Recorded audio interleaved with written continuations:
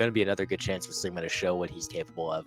Jighart, meanwhile, actually took his loss in the first week of the tournament, but has managed to rattle off 4 straight victories, including against Leslie Pro last week. So as we get underway, I would expect that we're going to see a pretty even matchup here. Yeah, absolutely. And our first chest of the day just gives us a piece of heart here in Link's house.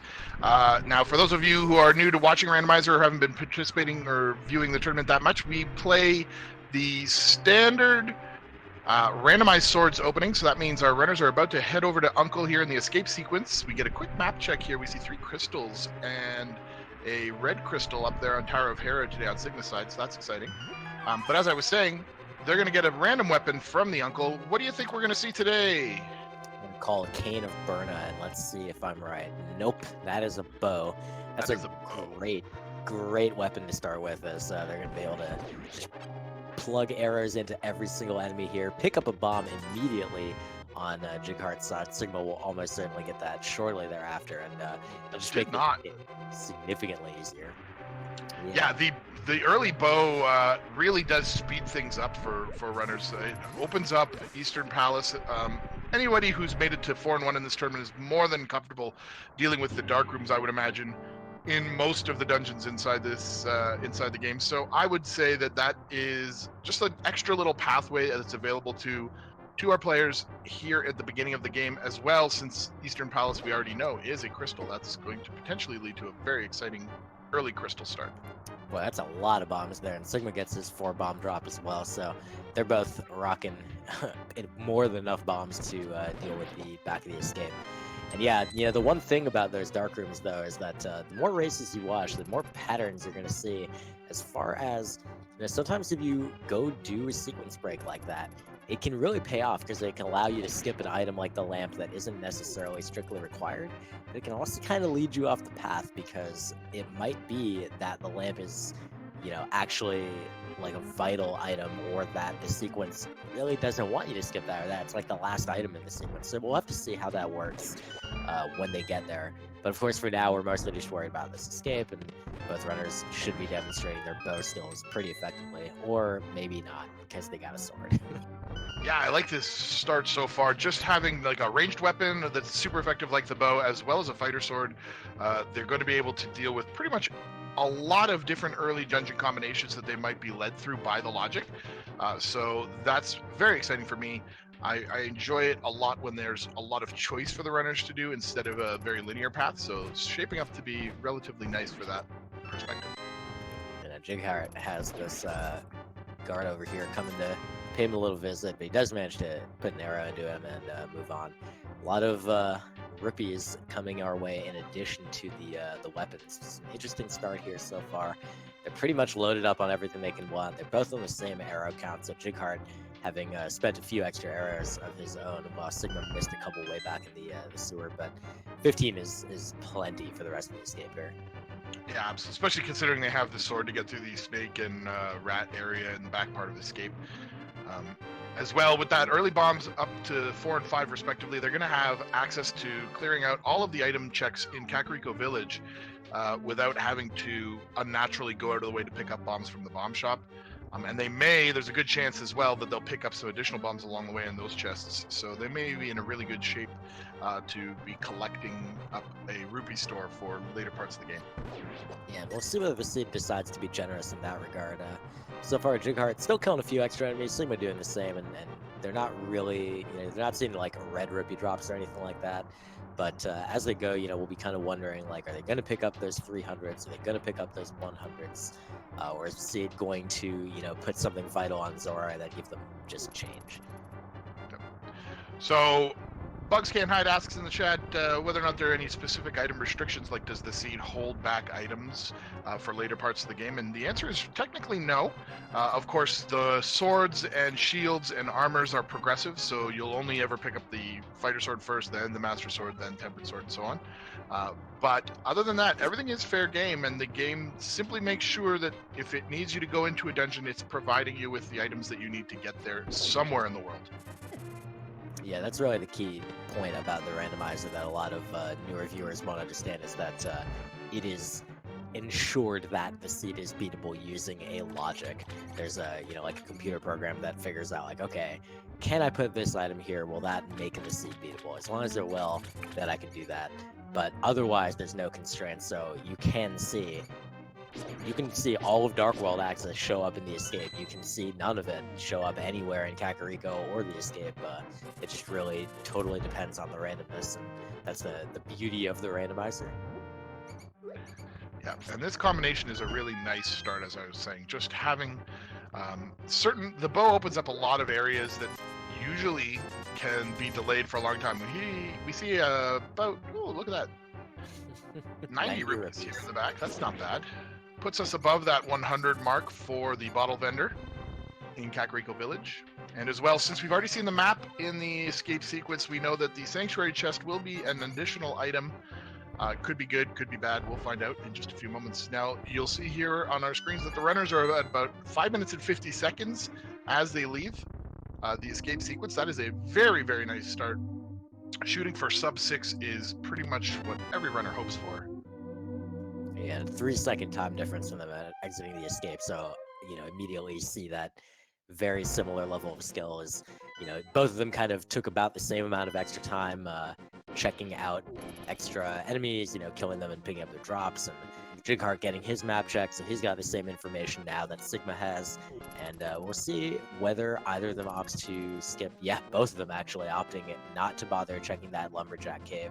This is a lot more common among top runners, where they don't really feel they need that information unless they already have the boots or are already going to Aghanim, basically.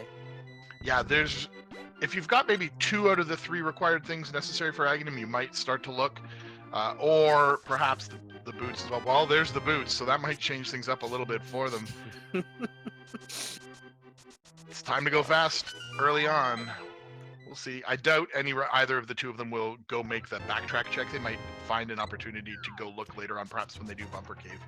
A big piece of heart there in the bottom of the bandits' hideaway, as we probably are likely to head into Kakariko Village now.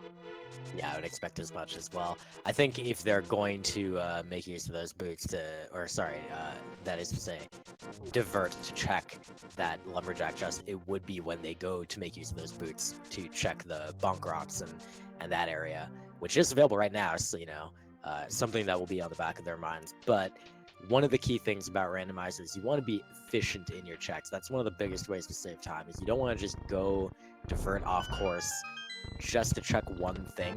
If you're going to go, make a detour, you want to be checking multiple things. Some bombs here, a fire rod, and bomb upgrade, and a heart piece. Pretty good Thief's Hut here. Like a fire source as well is going to make some of the dark rooms a little bit easier. You can light torches in the event that you go through them. That does help if you want to sequence break some dark rooms. But as well, that'll open up Skull Woods for them as soon as they have Dark World access. They have a sword, they have the fire rod, they'll be able to complete Skull Woods.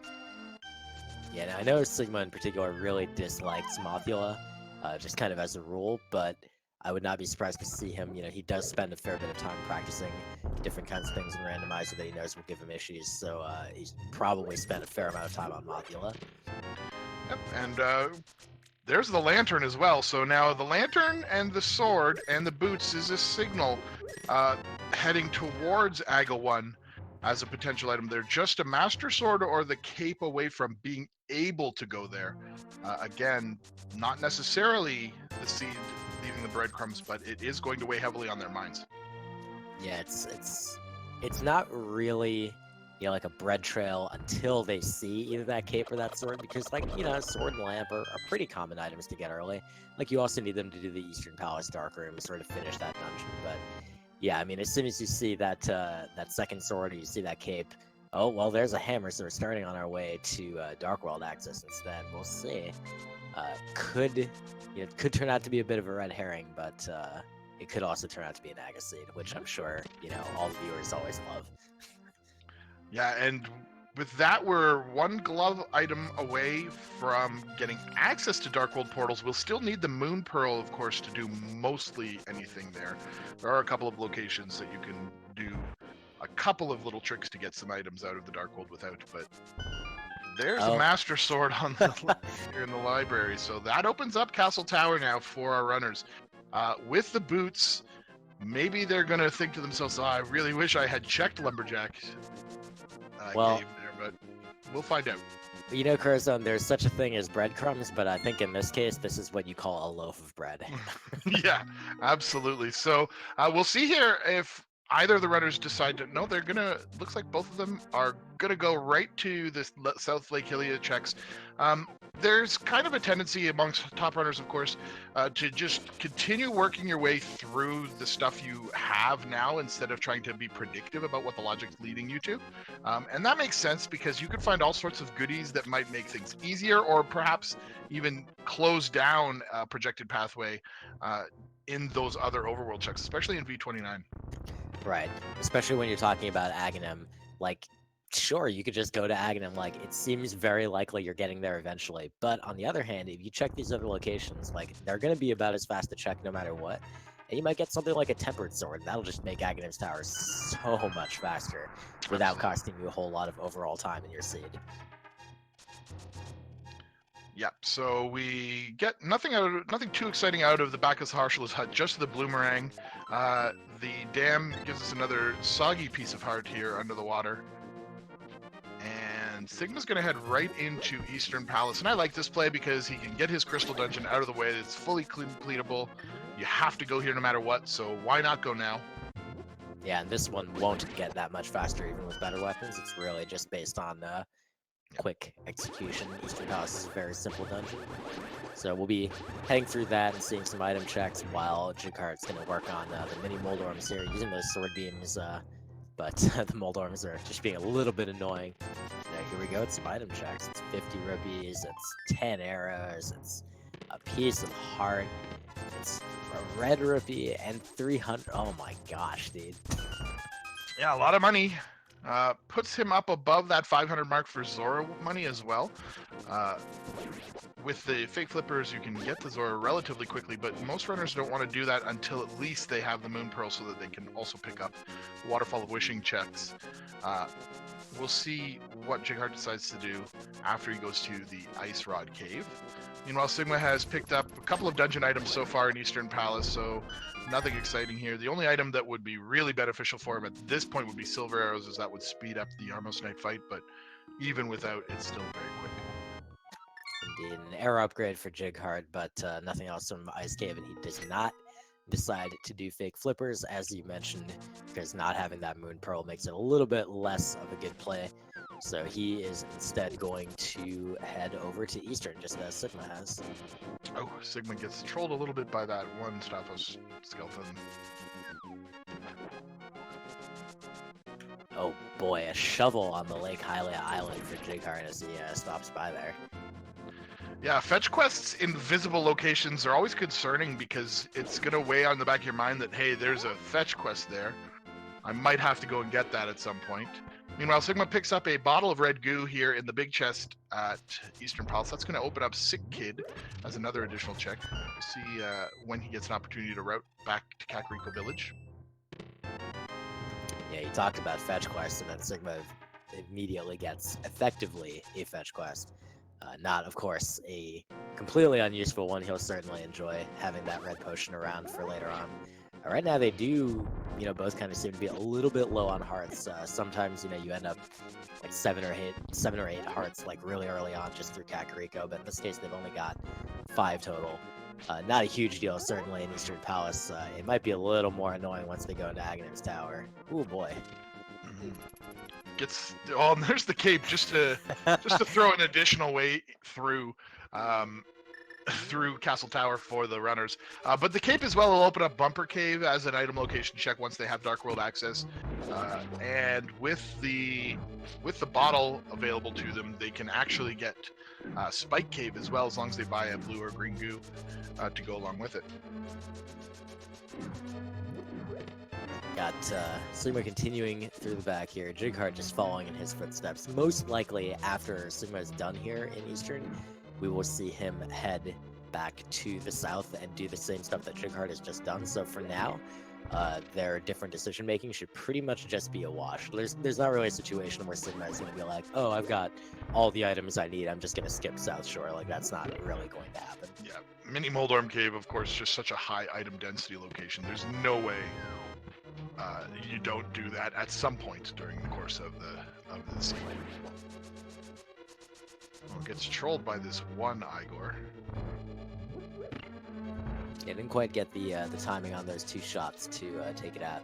But now he's got 42 arrows and a half dozen targets to put them in, so he's going to be going through these Starmars nets pretty quickly. This isn't like the NMG style fastest strat, but it's still a pretty fast strat. Collects his map and he collects his first crystal. Yeah, 15 minutes, 25 seconds for a first crystal is very quick. I would imagine that he's going to head down to the South Shore area next. Meanwhile, Jighart probably is going to make an opportunity to go deal with Bonk Rocks, perhaps check that lumberjack area, cave area after this, before going to some of the other available locations for him. He's missing the gloves still, so he's starting to run out of overworld, light world places to go to. Can't go into desert, can't go up Tower of Harry yet. Yeah, so Sigma is gonna, as we guessed, he's gonna follow Jighart to the south here. He's gonna do the dam, he's gonna do the Mini Moldorm Cave, and then we'll see if he decides to go straight to Aga, but that seems unlikely given that he'll still have Bonk Rocks available. He'll probably want to check what's in that lumberjack cave. Maybe, maybe not. And he'll also still have Agina, actually, I guess is all. I was going to say Zora, but they don't have a Power Glove or Flippers to access it.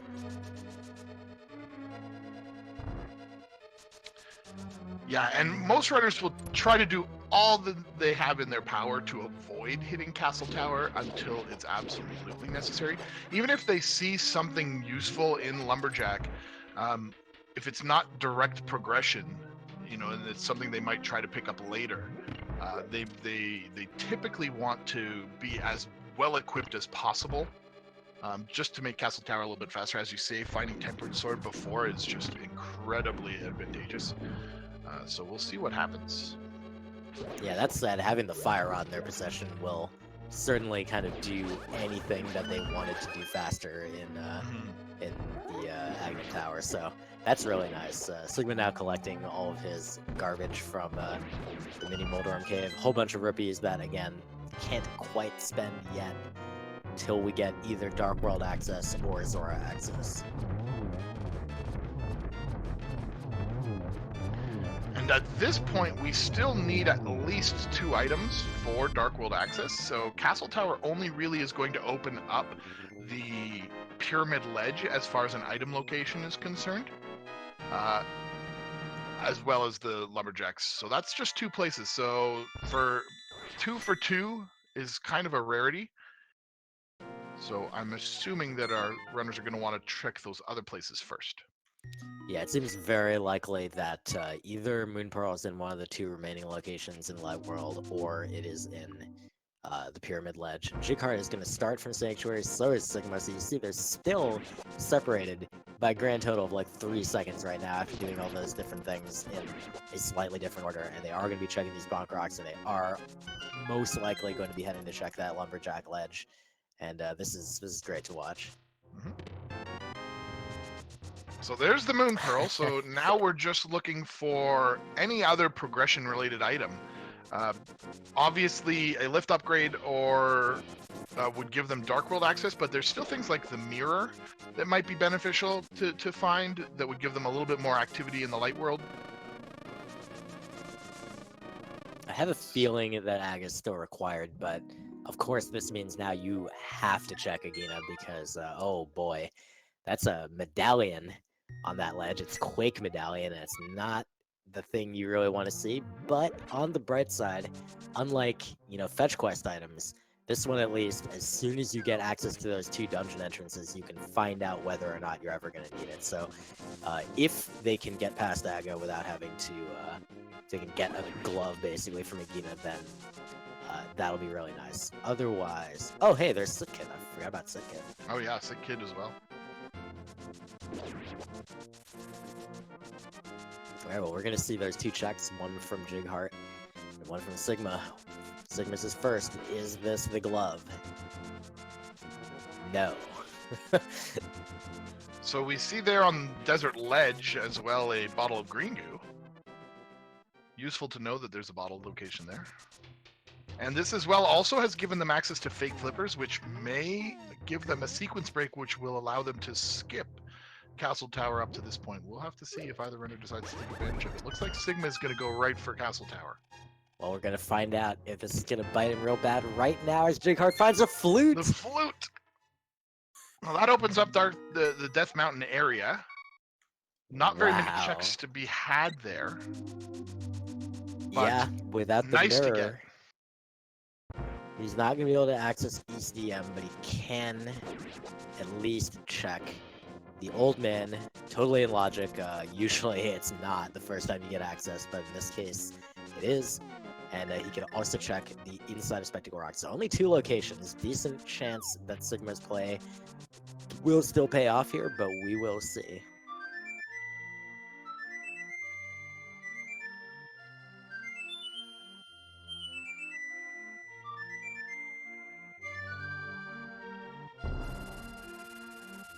So Jighart giving us a fine rendition of the Chilean national anthem and unleashes the duck. And I'm going to imagine he's going to... Well, I thought he might go... Oh, he's got to check Sick Kid first. Yeah, so Sigma, meanwhile, he had a funny thing happen to Jighart playing the flute as he talks to the kid. Sigma had the guards in the maze all aggro onto him. That was because he accidentally fired a sword beam in there. It's a little thing, but if you shoot a sword beam near some of those guards, they will, like, hear it. And they will, like, really get upset, and they'll come after you. So if you can, you want to use attacks other than sword beams while you're in there to try to avoid having that happen. Meanwhile, we are seeing that fake flippers play from Jighart. Yeah, and if this nets him something like the gloves, that would be a tremendous advantage. We'll have to see what happens. He's going to be able to check Hobo. He's going to be able to check... He doesn't need to check the Lake Hilly Island because he's already jumped in the water to sea. Hobo, there's 2 at the Waterfall of Wishing that he'll be able to do, as well as Zora.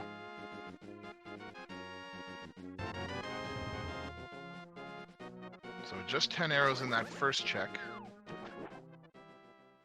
Lining up the reverse fake flippers there to get out of the Hobo spot so that he can continue his little quest here. And we'll see how this goes. Sigma is most of the way up Aghanim's tower, and if this does turn out to still be forced for Jighart right now, then this is a pretty significant amount of time investment that he's spending on not really getting what he needs. But there is, of course, always the likelihood that Sigma is going to have to cover all these locations himself later.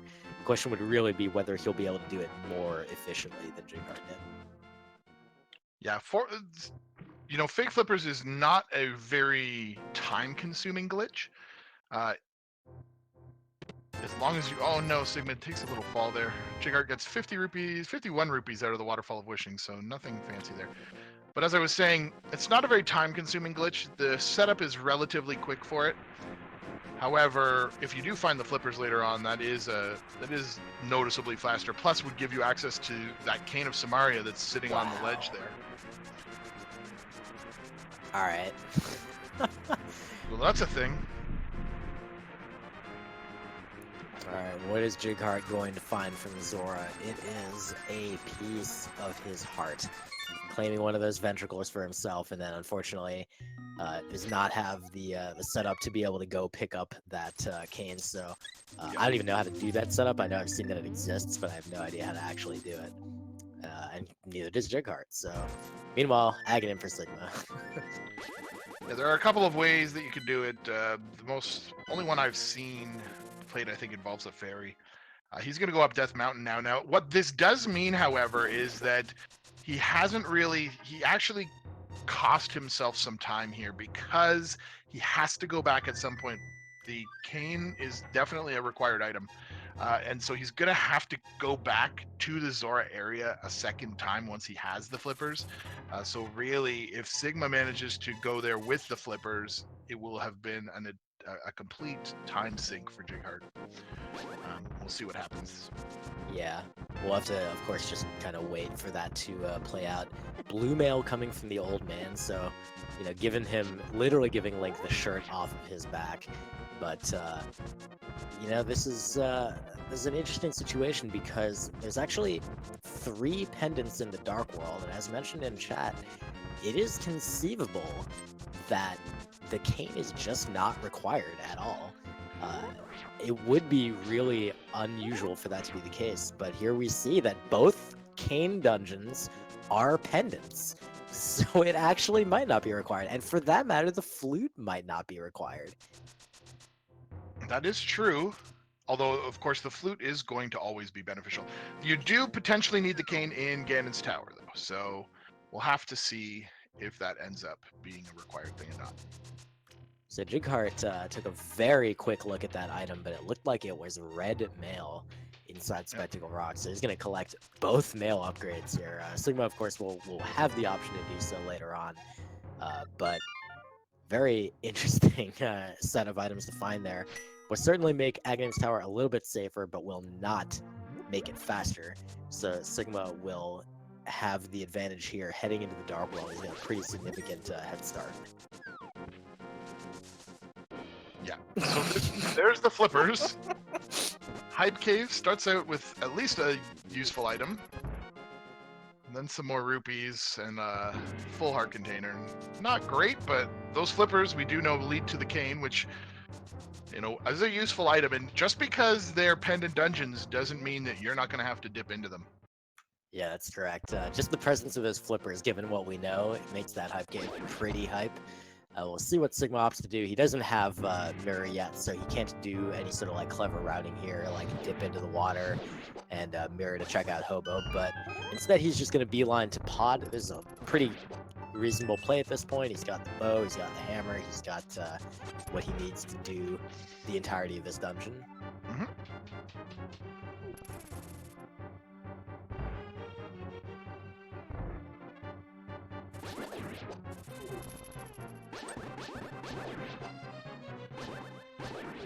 Oh, there are Jighart sword beams. It's hard to avoid them once you've got them. But he's making excellent use of the fire rod here to take out these guards from a distance. Yeah, Sigma, I don't want to say struggled with Aghanim's Tower a little bit, but did have a couple rooms that just kind of held him up a little bit longer than he might have liked. I believe Sigma has done no major glitches runs, however, like isn't like a no major glitches runner per se. He picks up a key in the front of pods. It wasn't even actually bow locked, but that's fine. We'll see how he opts to route this. Sigma is pretty knowledgeable in the key routing in pods, so there's a good chance he'll try something like going to the bow side first to try to minimize the number of chests he has to open. Yeah, Palace of Darkness is not the most fun dungeon to route when you don't have the mirror. The mirror really does help you make a lot of little time saves. But perfectly completable with their loadout. He does find a second key in the drop-down chest here, so 2 keys so far. Now the Palace of Darkness logic requires a minimum of 4 keys to be placed in the front half, and there's 6 chests in this area, so we'll see how many end up being here. So far we've found 2, and there's 2 more chests on the bow side. Depending on what's in them, we'll figure out whether Sigma can just skip the other 2 chests.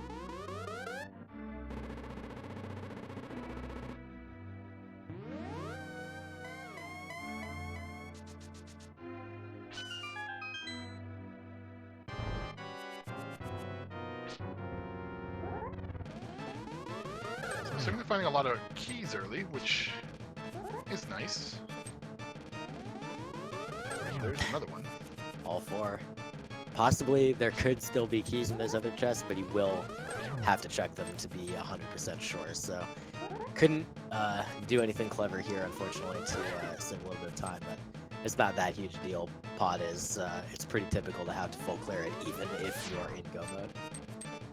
Yeah, I do like it when you can use that bonk off the stairs there to make that other additional item check. It's a nice little piece of routing that he's doing, and he's going to go check the vanilla big key location now. Eventually. There's lots, a couple of annoying slashes there that that bomb didn't trigger that floor piece. So Jighart going through his Aghanim fight, and if you're not aware, the randomness as far as whether Aghanim shoots the blue balls that can't be reflected or something else, that is fixed between the two runners, so they'll get the same pattern. So however many Jighart just got there as far as blue balls, that's the same number that Sigma got. And neither of them made any mistakes on reflecting the other projectiles, so they both have the same duration of fight. But now Jighart is going to get an opportunity to catch up here, while Sigma having to kind of take the slow path back up here. There were 5 keys in the front of pod, which means there's only 1 in the back. Mm-hmm.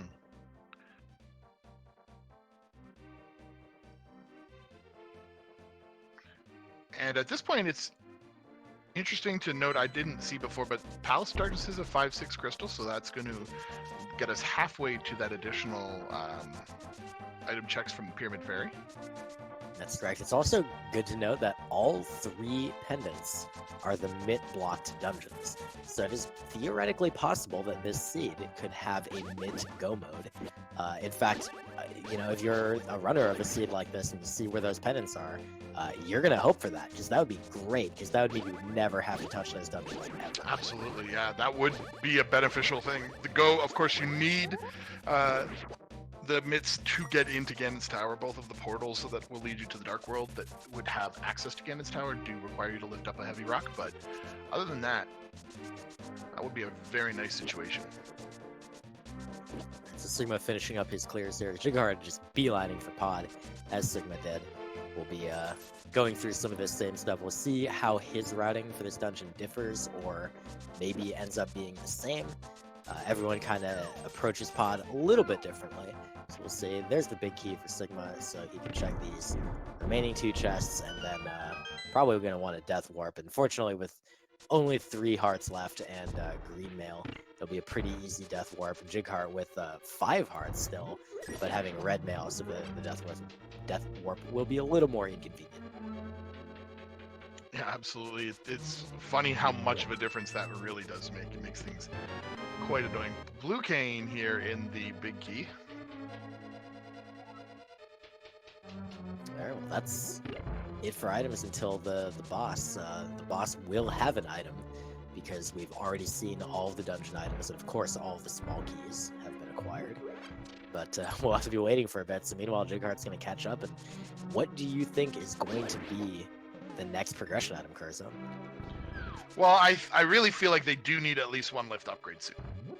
There's a lot of dungeons that are going to be behind a single lift upgrade. If they don't find one, it's going to be relatively tricky for them to move around. A lift upgrade could be a good or bad thing for Sigma. On the one hand, it will allow him access to Death Mountain, which currently Jighart has, while Sigma does not. But on the other hand, it could lead him off the trail, basically, of the flute. Because right now, he will, at some point at least, he will run out of options, and all he'll have is that Agina's Cave check. Whereas if he gets the glove, a ton of stuff is going to open up to him. But for Jighart's part, yeah, he will absolutely, definitely want a glove. ASAP.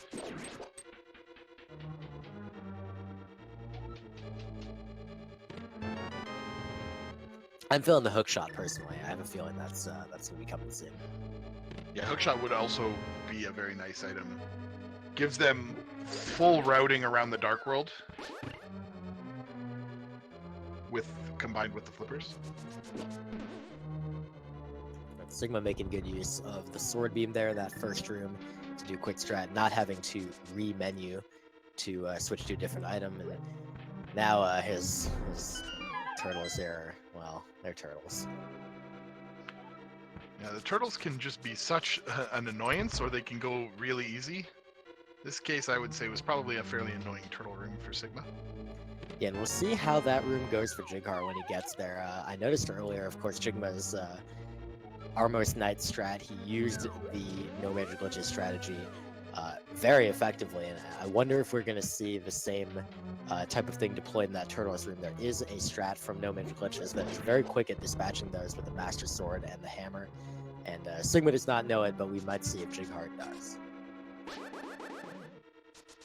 So Sigma on Helmisar King now, almost finished with Palace of Darkness. Hasn't really acquired anything out of this dungeon that that's going to lead him elsewhere at this point, which is unfortunate. Usually you kind of want to get something out of a high density dungeon like this. It's going to make use of arrows on the gem in Helmisar King's head. Yeah, he's just going to try, but, well, that was nice. That was not bad. He sat still. And the item of the day is a piece of heart. Well, I mean, South Dark World is open, so I'm going to guess that Sigma is going to head that direction because he can't go north. There's nothing to do there. No gloves, no hook shot. So he's going to save. Save and quit, yeah. He does have that Aga portal, so getting back to the South Dark World isn't going to be all that time costly. So we'll see. This looks like he'll probably be doing those flipper checks, which is pretty reasonable. He's got the money, he's got the flippers, and so he'll just be kind of covering those paths that Jighart just did, with one notable exception: that Cane of Samaria. Yeah, that is going to potentially help him out. The cane, of course, is as well. It may, even if it turns out miraculously to be not required at all, it's such a useful item in a lot of instances for getting past certain enemies. And of course, you definitely need it if you're going to have to go through right side of Ganon's tower. So you're going to want it. All right, Jighart setting up his Death Warp. That went pretty quickly. You see those rings all around Sonic, unfortunately. Got dropped when he took that death. Poor rings. Won't somebody think of the rings? Yeah, and without a lift upgrade, the runners can't get to the Village of Outcasts yet. Or the hookshot. The hookshot would allow them to be able to through the Dark World. That's correct. Can't get a lot of places, really. They're kind of running out of options. Sigma is... what is he doing?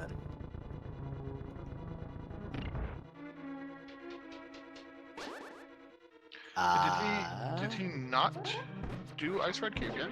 No, he definitely did. He had a moment. Yeah, they both definitely checked Ice Rod Cave, so Sigma just had a moment. He he probably maybe thought he had skipped it, because it's probably more typical for him to skip it than to not. So he just had a moment where it's like, wait a second, I did this already.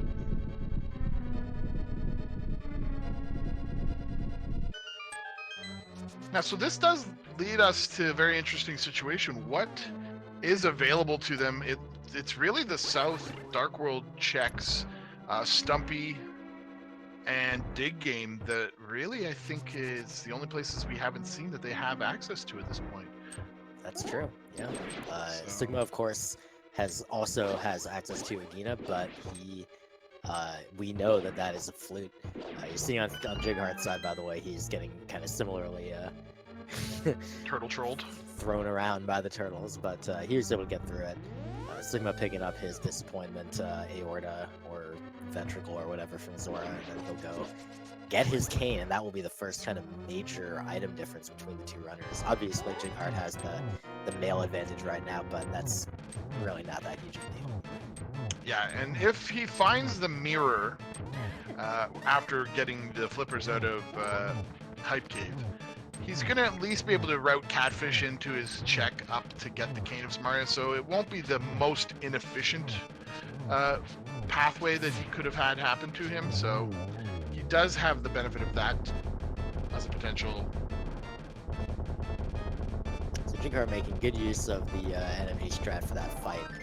Didn't quite have it for the turtle, but the fight worked really well. And he even was able to break the mask at the moment that Helmisor was shooting a fireball, so he got to despawn. So it was really good work by Jighart. Sigma, meanwhile, is getting roughed around a little bit. He's on 1 heart right now. He's got to be a little bit careful. An overworld death won't set him back too far, but boy, you really don't want to waste your time on this.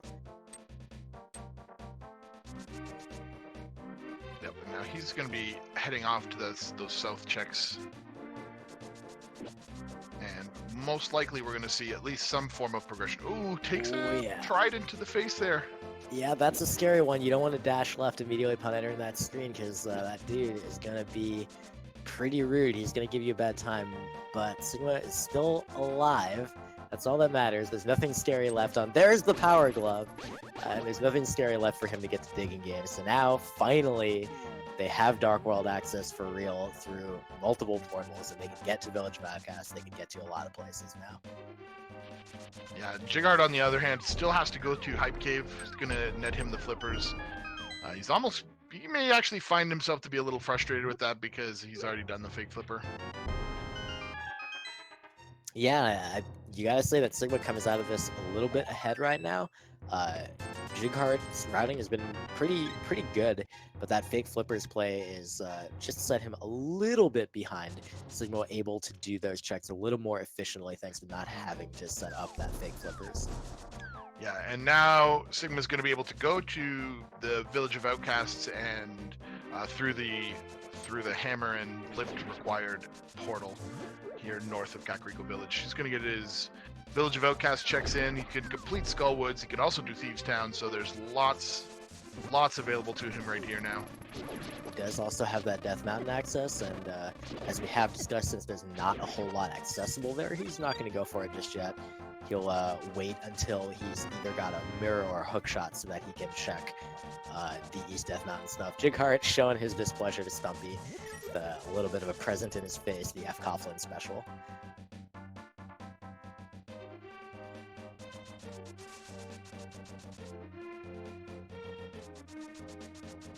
So even with some of the differences that the runners have gone pathwise, they're still within a few seconds of one another.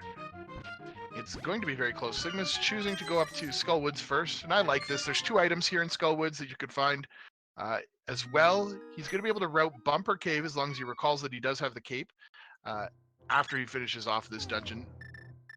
Yeah, having the Fire Rod here already, and 7 hearts. 7 hearts in green mail, so it's a little bit iffy. I feel like Jighart will probably just be like, yes, this is a no-brainer. I wanna do this dungeon. Whereas for Sigma, it's maybe like, 7 hearts on green mail is a little bit scary, but you know, it's a good play. It'll make you feel like if there is an execution advantage to be had over my opponent, it would have to be on something like this. So we'll see how that works out. Well, with Mothula, that can play somewhat of a role. Unfortunately, because the spikes will do the same amount of damage no matter what armor you're wearing. Yeah, it's more likely to be an issue when we hit Thieves Town. And of course, chat bringing up a good point that you know, I've kind of been sitting on my back pocket, which is that Sigma has been drawn away from that flute, as we were kind of talking about, and so far that isn't preventing him from achieving any sort of progression, but it is going to just make his movement like slower. So that is going to be an ongoing, you know, time cost for him, as just individual bits of travel take him longer. And we'll see when it really starts coming into play. So far, it hasn't come into play, but at some point in the near future, we are going to start seeing, you know, Jighart's just going to inch back, you know, little bits of time as Sigma cannot quickly get to places. And another interesting choice difference here has happened. Jighart has chosen to go straight to the back of Skullwoods, looking for those 2 items here off Mothula and perhaps this chest. Sigma cleared the whole front half. So this may also pay off for Jighart. Well, this part is not going to pay off for Jighart. Jighart doesn't have a key, so he can't get to Mothula right here. Yeah, he can kill the oh, I'm sorry. No, yeah, the key door's before this. I'm just an idiot. Yep. Don't mind. He picked up the one. He's unfortunately Sonic has turned into Mario. There we go. Yeah, Jighart's fine. Like I said he was. Yeah, I totally said that. So he's gonna have the Mothula fight. And I didn't see where Sigma picked up the other item, at least in this dungeon. Yeah, unfortunately, I blinked many times. One of those blinks obscured that information. But Jighart, meanwhile, having actually a pretty good Mothula fight until this moment, where Mothula decided to go hug the corner as tightly as he could. Yeah, he is literally there he goes, camped out on the spikes there. As you know, if he's on the spikes, he's not taking damage. But again, as in all of the RNG situations in this game, the runners are going to face the same patterns. This is a great Mothula fight for Sigma as well, and he is able to take out the Moth with the green mail and the same number of hearts. A great job by both runners, not allowing that that mail advantage to really mean anything. So Jighart is basically now just going to retrace those steps to Sigma, find those other items, which, of course, I did not see whether Sigma did or did not get, but we'll find out momentarily. So there's one of the items was here in the back part of Skullwoods, and I think the other one might end up being in the big key chest that we just got access to from. Yeah, that very well may be. Now, Jighart not able to take advantage of a death warp on the way out because of the red mail and all the hearts that he's got left, whereas Sigma was able to do that. So it saved him a little bit of time. Now, we'll see whether Jighart covers all those other chests that Sigma did earlier. He may be able to get back some of that time there. Yeah, if he gets lucky here and chooses to go to the big key chest right off the bat, that will help him out tremendously. Sigma gets a nice little bomb jump skip here, uses the boots to help out. It's just a big 20, so it wasn't even really worth anyone's time. But there you have it. There's the two items in the skull, both worthless. Yeah, at this point, the heartbeat's not even giving them a full heart. So it's gonna. Sigma remembers, of course, he has the cape, and the bumper cave is just over this way, so he's going to give us a look at what's on the bumper cave ledge. Turns out that it is just big 20, so he's going to skip that as well at this point. There's really no point. Jighart remembering that, hey, you know, the Swell Master is actually going to help me out. Sort of. Not actually in this case. Well, yeah, that's true. Alright, so Sigma heading into Village of Outcasts now. He'll check out these couple locations and probably just head on into Thieves. Not really much reason to delay it. Hey, a heart. That's nice. Yeah, full heart container, you know, it's not too bad when he's sitting on green mail before Thieves Town. That's a nice thing. He's got 5 health right now. 8 total potentially. Chess game is going to net him another 20 rupees, so not really worth. Jighart, unfortunately, missing out on the possible opportunity for a bit of extra time save by heading into the drop-down spot before checking the big chest. Obviously, there's no way for him to be like psychic and know that the big chest had the item without having gone this way initially, but that's just, you know, how the cookie crumbles. So now there are 4 items here in Thieves Town for Sigma. He's already picked up 1 bomb upgrade in the first chest. The first 4 chests, at least one of them has to be the big key, and there you have it. Mirror located. That is a great pickup to get right now, and also sort of awful. Now, great because, I mean, you want the mirror, but awful because it's going to open up a whole bunch of kind of disparate locations. But that said, the one really nice one that's not just like a one-off off in the distance is Death Mountain. Yeah, and a third item here in the front half of Thieves Town is very, very nice find. They're only going to be looking for the last place now. Big key, of course, was required to be in that dungeon or in that chest since we need it to get to the back half of Thieves Town. Yeah, we'll pretty much be hoping now that the remaining non-dungeon item in Thieves Town will be in the attic chest, and then they can just skip the big chest. That would be the ideal, pretty much. Yeah, either the upstairs or in the dungeon would also be an okay spot for it, or on blind.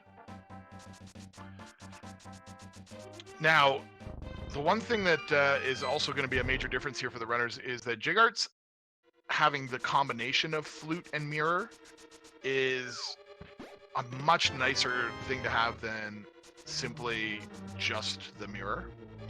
It's going to allow him to speed up certain checks like the purple chest check and some other travel related things. So Yeah, not only that, but if that flute and mirror combination is required for desert access, then this is a little scary. Now, that said, it's not that scary because even if it is required for desert access, and there is that 4th item in Thieves Town, so that's all of them.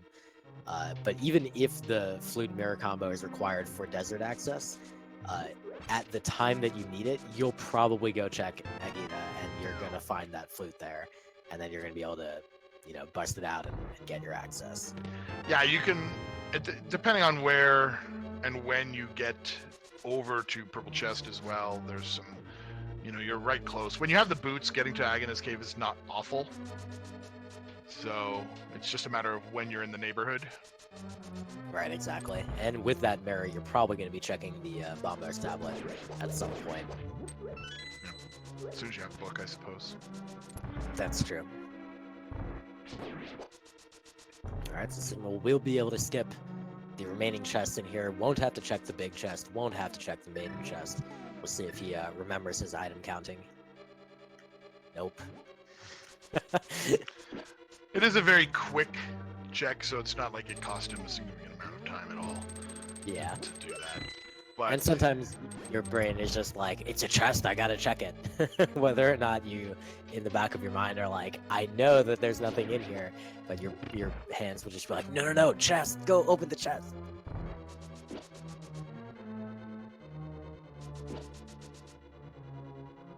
Now this does mean that either the key to the big key chest room is in the big key chest, which that can happen, or Blind will have it.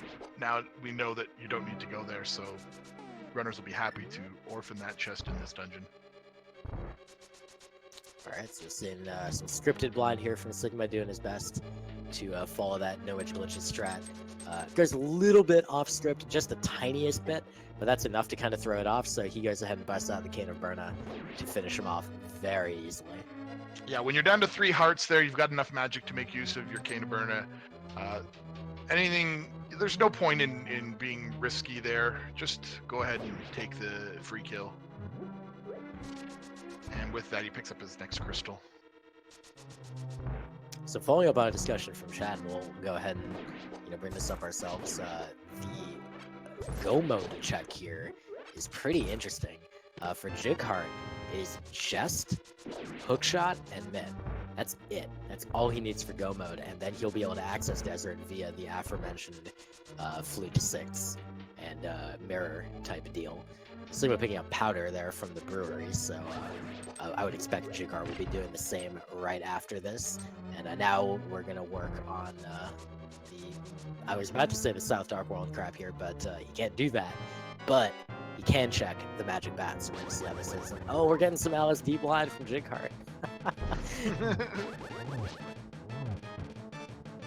Now you'll notice here, if you've never seen this before, the door leading out of Blind is open, but don't go through it. Yeah, do not go out that door. It's a mistake. It would be bad. Alright, magic bat gives up to Sigma a triple bomb. Yeah. Yes, leaving would be very bad.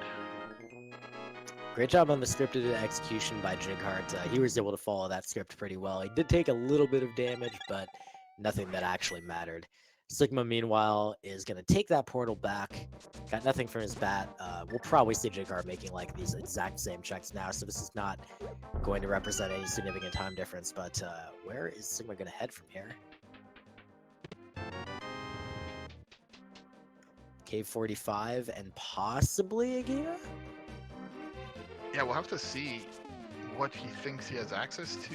Like, the mirror hasn't really provided him with much in this direction. Yeah, I mean, the main remaining things are going to be Graveyard Ledge and then Death Mountain. And no, he's not getting to Agita. He's going to save and quit. He's probably going back to Death Mountain, as Jighart is as well. Yeah, and this really actually is a benefit for Jighart because this is a lot of item checks here. He's kind of switched positions yet again, and of course he can flute right up here. Sigma's gonna have to walk all the way through the cave here. He hasn't yet rescued the old man, so he doesn't even have the save and quit to get here. Yeah, so there's two advantages that Jighart has by virtue of having the flute. One is, of course, he gets to travel a little bit more quickly, and that can kind of be negated by routing decisions if Sigma's able to make, slightly more advantageous ones, so that's kind of whatever. But then the other one is the aforementioned, like, he has potentially a game-winning advantage of that is the way into desert, and I have it and you don't, and it's going to take you extra time to find it. Meanwhile, Jighart finding an ice rod in Hera in the basement cage here, and you'd probably rather not have that because I don't think anyone really wants to do Turtle Rock in this seed. Yeah, now the interesting thing will be if they go over to Turtle Rock to see the entry point and find that it is a Quake medallion, they do know where to pick that up. That might be another breadcrumb for them, but of course they won't be able to do that without the Titan's Mid. Ooh, Jighart accidentally hitting the switch an extra time, but now he's good. Oh, Moore's good. It's a little easier to use that ice rod. Can you use the ice rod to hit the switches? Because it travels a little bit slower. Yeah. Fire Rod theoretically has the right timing for it, which he does get now. You can set up this coffee break strat in a number of different ways. It's nice to have the Fire Rod to set it up because then you can use the projectile from the Fire Rod to hit the last tile. And also then you don't have to switch weapons again when you hit the last room. But, Misses it. Yeah, he's just getting kind of roughed up a little bit by these things, but it's all good. Yeah, take that, Stelphos.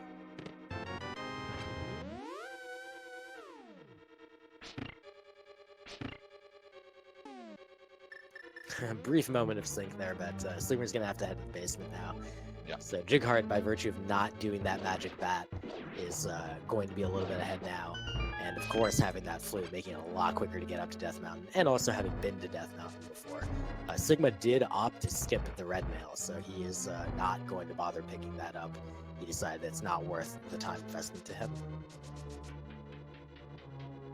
Yeah, that's I wouldn't necessarily say that that's an interesting call. He would have to go down and climb back up again by making that choice, so maybe he feels like he might have an opportunity to get it later if he thinks that he needs it, but it's really not an item that you have to finish the game. Yeah, I think it's just one of those cases where you play it as, depending on your level of confidence, do you feel that you're going to be okay? And at 9 hearts with blue mail, I think you got to feel like you're going to be pretty okay if you're, this caliber of player. I think both Jighart and Sigma would be okay with it, whereas Jighart showed up there earlier, so he had fewer hearts at the time. It's like, you know what? I have no idea how many hearts I'm going to get. I'm just going to play it a little safe here.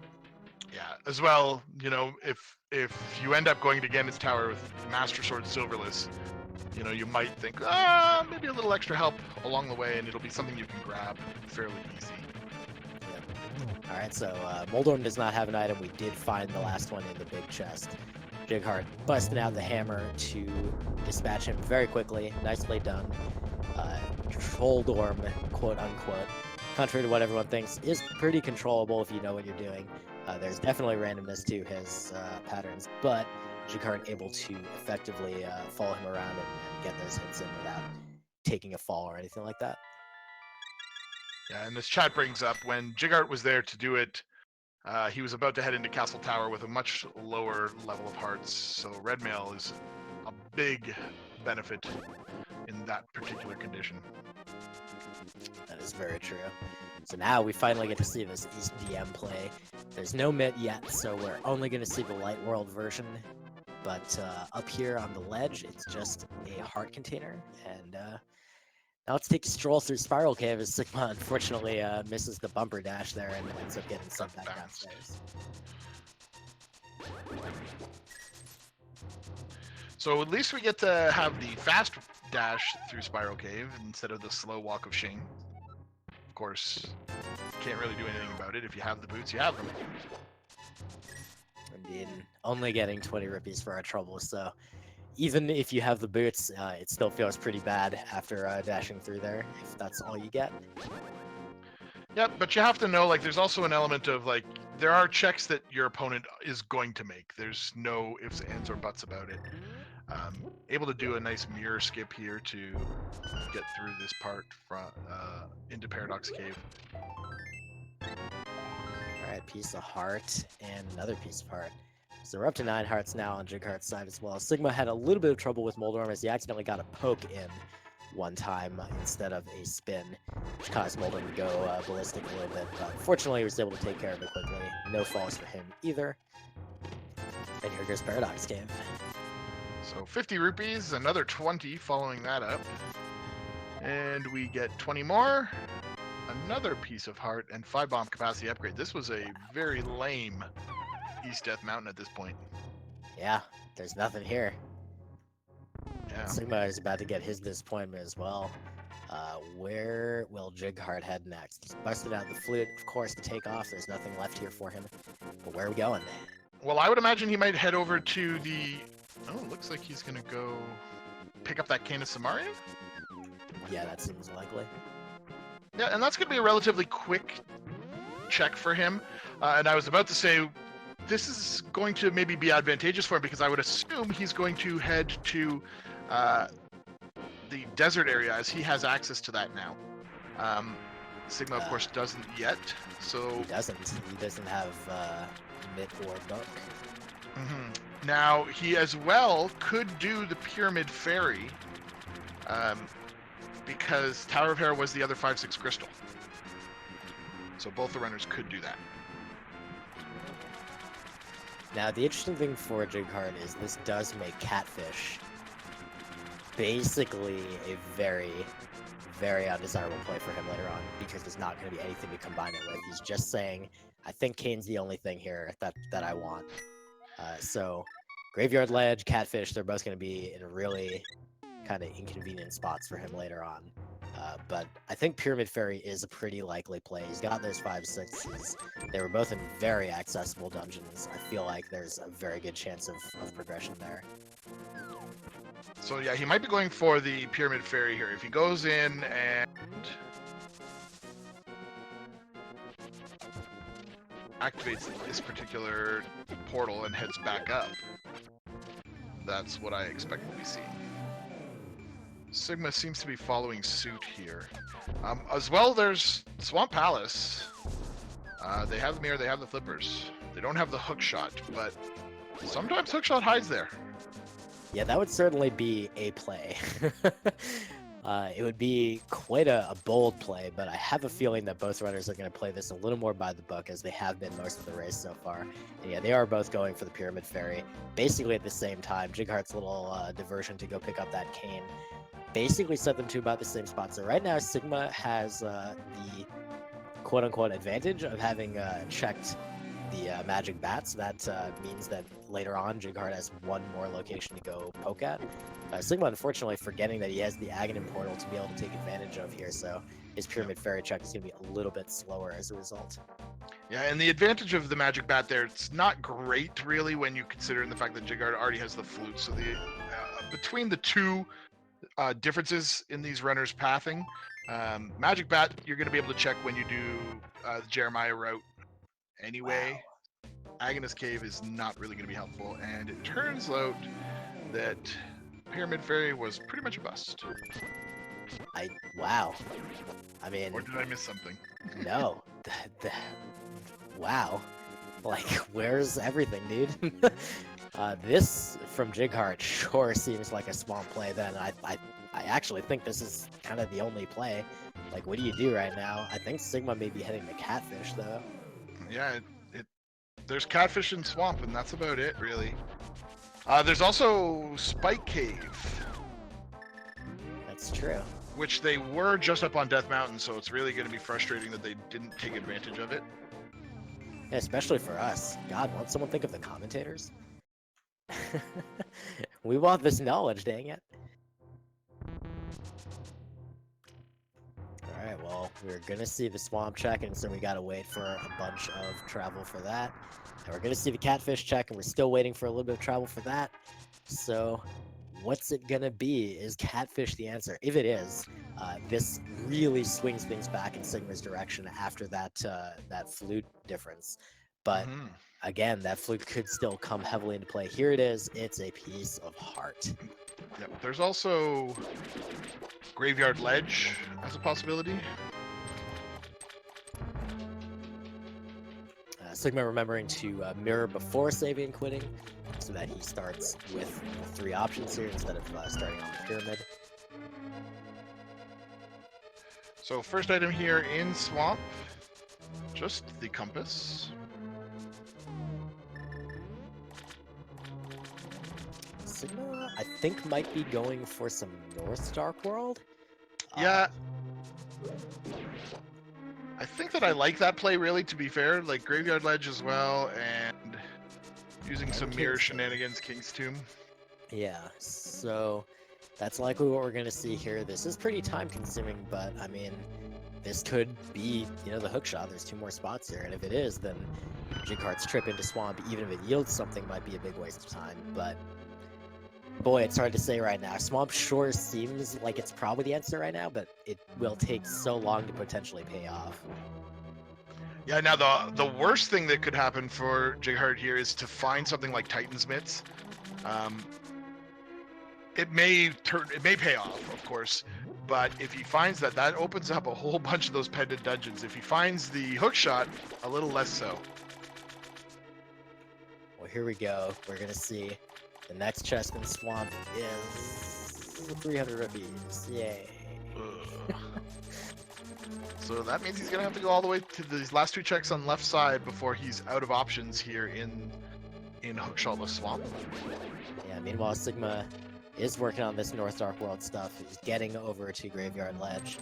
Fortunately, with the boots, it's a lot more quick to get to this thing than if you don't have the boots and don't have the mitt. And he is going to head in there, and so we're going to see what's there in just a few moments. Man, this scene got very interesting. I wonder where Agina is in the back of Sigma's mind, because you know it's there. Oof, fetch quest. There's also the shovel on Lake Hylia Island that they could pick up at any moment now. Oh, you're right. That's another fetch quest possibility for them. This sure is something. Now, at least Mushroom is a very easy fetch quest for Jighart. Not so easy for Sigma. Doesn't have the flute. But he's not very far.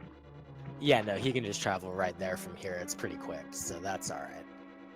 And since he already had the powder as well, he won't feel particularly bashful about doing it. He won't be worried about missing out on the powder sequence break. And I would be surprised if he doesn't just go ahead and deal with it right now.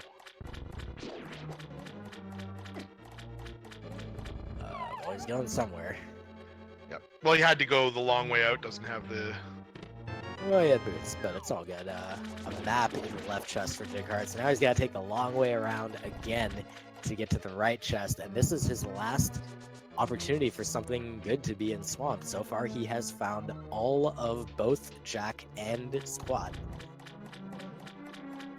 Yeah, and if Sigma doesn't find anything from the checks that he's doing, then this won't have been a massive time loss for Jighart, because you would expect that Sigma will have to do this stuff as well, the left side, and when Jighart comes back, and Wow. It's nothing. It's nothing on both sides. Where's the item, dude? It's got to be the shovel. It's got to be the shovel. It's got to be Spike Cave. Shovel or Spike Cave at this point. Jighart is heading. This seems like Catfish right now. Sigma's checking out Spike Cave. He might, if he goes down here. Yeah, no, he's going up to. Yep, he's going down to pick up that shovel. Yep. This is a good play. He can jump down and get the shovel, and then he can mirror back, and then have a quick and easy trip to go get that Catfish as well. But boy, this is these are the rough times in the seeds, and the Sigma's really actually going to be able to take advantage of a hefty time save here by virtue of not checking out Swamp. If he's able to continue avoiding Swamp, then he is able to come away with a significant amount of time save. We'll see if it pans out for him. Yeah, but for both of these runners, you got to think psychologically, they're feeling like they've wasted so much time doing all of these checks. Now, unfortunately for both of them, they have each done this, just different checks. And there's the hook shot in Spike Cave. Wow. And Oh, and that's the silver arrows in silver. the dig spot. Oh my gosh, dude. Oh my goodness! So that really does make things different for Sigma. He's going to now be able to complete the check over at Swamp. Complete that dungeon, which is a lot nicer for him. It's going to really come down to now how long does it take Jighart to go up to Death Mountain and do Spike Cave. If he does it really quickly, it won't be too bad for him. If he doesn't, then this is going to be where Sigma's able to pull ahead, at least advantage-wise. Yeah, I mean, this is the key moment of the race, because it could have been easy to kind of overlook this because of how weird this seed is as far as which dungeons are pendants and crystals, but we've already gotten through 5 crystals. All we've got left is Swamp and Desert, and depending on what item is here in Swamp, this could either solidify Sigma into a victorious position, or it could just determine that Jighart is going to run away with it. Because if Swamp has the myth, then it's practically over for Sigma. He would have to immediately get that flute. 100%, that would have to be the very next thing he does. Yeah, and or he's you're absolutely right. The Mitt opens so many possibilities for Sigma in all of those pendant dungeons that it'll take a miracle call for him to go right to Agnes Cave there to give him access to Desert. Whereas if it's Book, he is off to the races, and that's it. That's go mode. Well, he still will need to find the Mitt somewhere. Right. But it would then, where's my brain going, dude? But then it would be likely in a place that was Book or in the desert, so it could be on one of the tablets or whatnot. But still, this is almost dangerous. We'll have to see what happens. Yeah, the seed has been, I guess you could describe it as pretty linear up until now, but then that hook shot surge, unfortunately, Jighart is just not getting to Spike Cave yet. That's kind of, it's so hard to make that decision, especially to make it before going to Swamp, but at all to make it is pretty challenging. So hopefully it won't take too much longer for Jighart to get up to Spike Cave, but even if it does, he does have the first half of Swamp completed. This first room does stay flooded, so he saves a little bit of time on that repeat visit, but he will have to redo the dam when he gets back there. Yeah, and it's really a matter of time here and what Sigma finds. And Alright, we'll also bated breath moment. Yeah, and we'll also see whether he decides to go to left side of Swamp or not. Yeah, that could be if he chooses to skip left side, which we know would be a benefit for him. It could be very helpful. I want to say that in his mind he would be looking for very little. He has to know he's very close to go mode. He's got to be thinking, I'm really only looking for a small number of things, so I can probably just skip it. He is skipping it for now, so we'll see whether he decides to re-dip. There's a good chance in fact, I believe 100% chance the big key is in the back here, given what we saw on Jighart's side. So this actually kind of helped Jighart out a little bit. He's going to be able to do this mushroom check on top of Catfish. So not going to be helpful to him, but at least gives him some efficiency in routing here. Yeah, otherwise there was really nothing that would ever draw him to Catfish, which of course we know is useless, but when you're in Jighart's position, you have no idea that that's the case, so you want to make sure that you get those one-off locations. But Spike Cave, unfortunately, there's nothing drawing him to that. There's that big key. Oh, he is gonna double back to check that out. Yeah, and at this point he hasn't found any progression, and so that's 3 chests behind him that he might want to look at. At the very least, he's gonna check, I would assume, the big key chest. Jighart gives us a nice hover. Alright, well, what is in this big chest? A red 20 rupees. So he's going to go to left side now. just in the hopes that, you know, you can't leave those 2 chests behind and don't want to go out of the dungeon after killing Argus and come back in. It's an interesting play. I wonder where Jighart is heading right now. Yeah, this is curious. I'm not sure how this is a time save, Swing all the way to this portal. unless he knows this goes somewhere that I've never really thought about. Here's the Lake Hylia. He picked up the shovel though.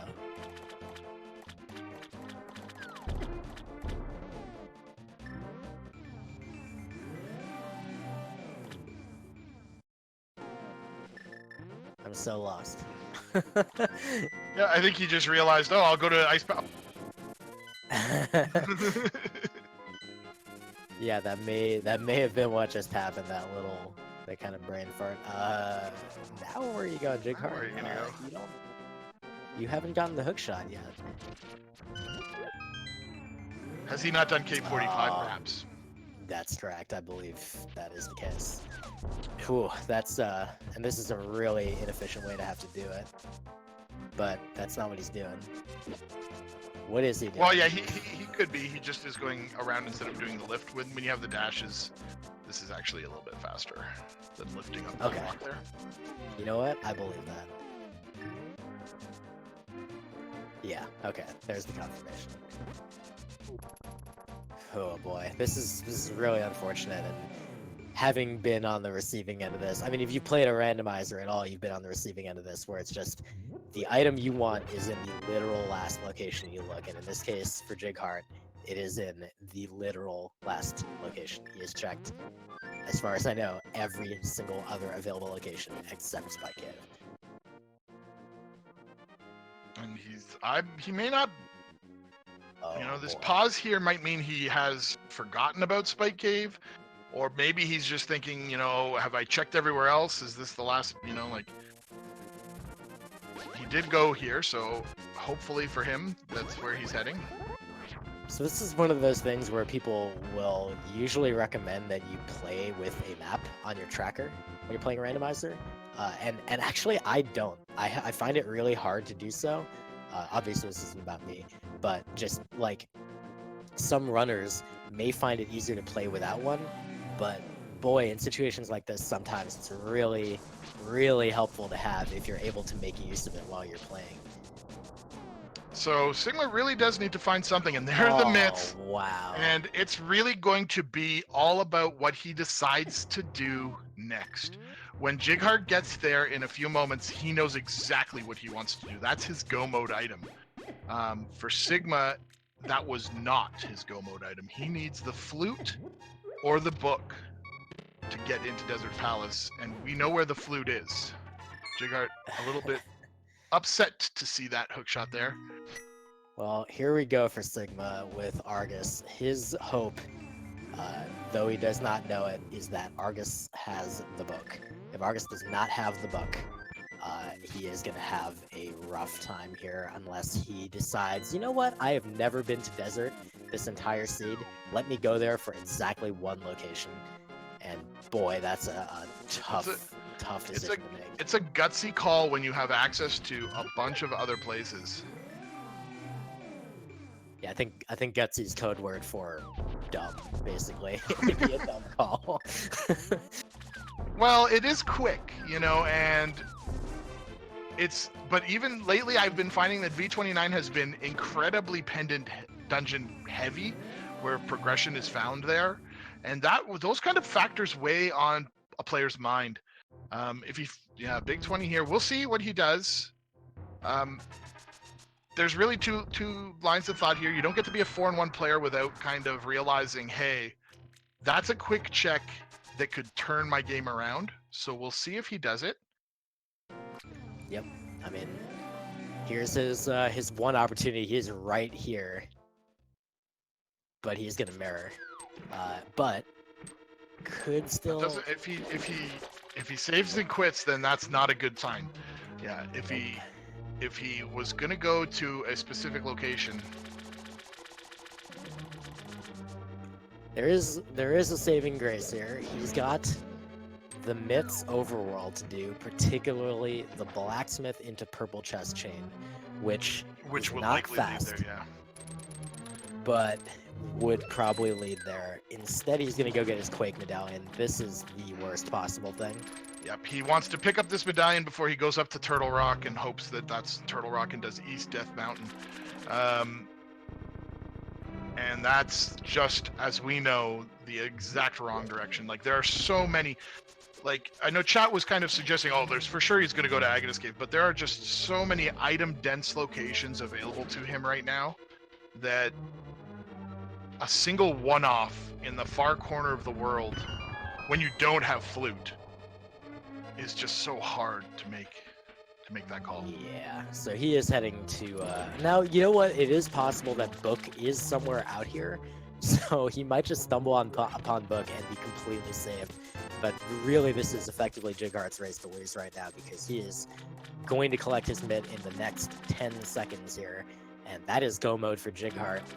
Yep. So at an hour, 20 minutes, and 24 seconds, there it is. While Sigma is going to be puttering around on Death Mountain for a little bit, Jighart's going to be able to head to Desert and begin his final track.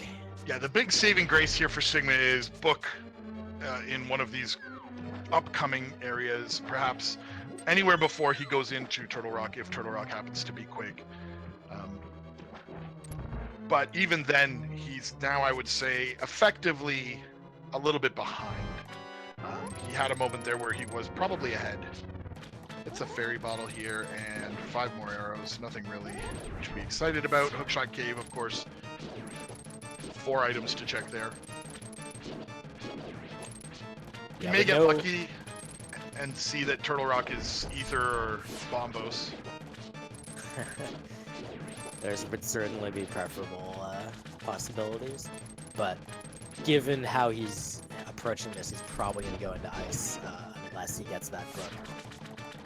And with no disrespect to Jighart, not to make this sound like a dig, but he did basically get saved from the difficulty he was having finding that hookshot and spike cave. But that's just how Randomizer is. I mean, he made that decision to go to, way, way, way back at the beginning, and it paid off for him kind of the entire race. So that's really where we're at. It is the case that Turtle Rock does not require Quake. It is Ether. So at least in that regard, Sigma is dissuaded from trying to enter. But yeah, but I'm guessing Ice is in the near future. He might go right to Ice Palace. Let's see what happens. Yep, heading to Ice. Well, we'll get to see what's in the Green Pendant dungeon, I guess. Yeah, he could also do the entire Smith route here.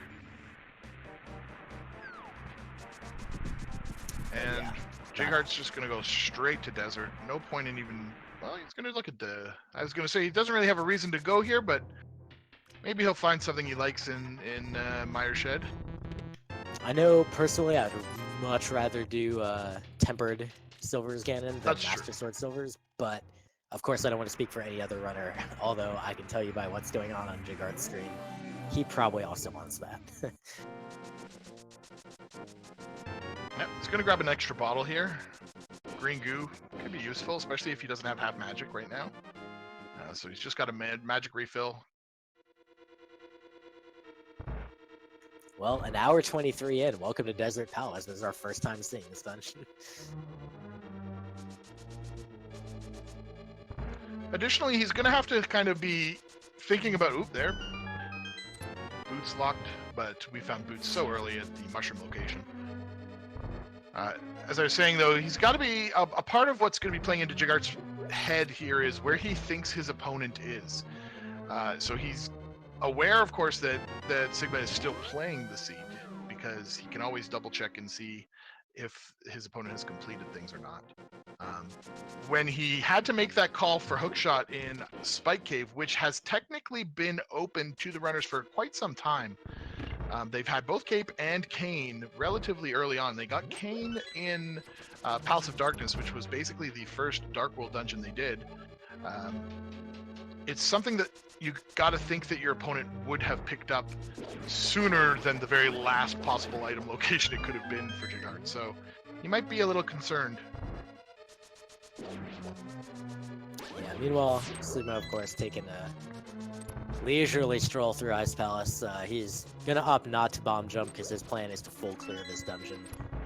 Because he's not really sure exactly how many items he needs at this point.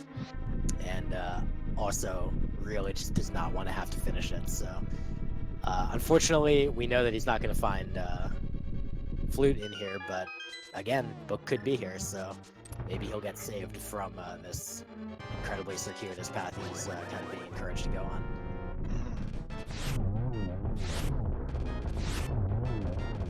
Jighart, also having the silver arrows, gets a nice one cycle here on Lime Mola, picks up a compass, not anything important here, and more importantly, the 7th and final crystal he needs to enter Ganon's Tower. Alright, well, we don't have the speed gaming bot here, but we can play the game if you would like in chat. Feel free to type a number between 1 and 22, how deep into Ganon's Tower's basement you would like that big key to be. You could call it a guess, but I usually just call it how much people want, because usually they put in trolley numbers like 22 or 21, or if the runners don't have boots, 3 or 7. Yeah, absolutely. So I'm gonna have to go ahead and say we're gonna see something relatively early. The seed has actually been relatively nice to the runners. As long as they made those early checks like Agnes check, like Jighart really hasn't had a hard path through the dungeons or through the seed. That divergent, that non-check of Spike Cave versus that non-check on Sigma's side of Agnes Cave is really just, it's on them, to be honest. So I'm going to go with 7 is where I'm going to say. All right. We'll see how that plays out. Jighart picking up the ferry there for a full refill. Took some damage from a dead rock or something coming up the mountain, but he's gonna activate the Turtle Rock portal. I believe actually if this portal is not activated, it's like a tiny bit faster to go to ascend the mountain in the Dark World. But if the portal is open, then it's faster to ascend in the Light World. Meanwhile, Sigma finding a whole lot of nothing.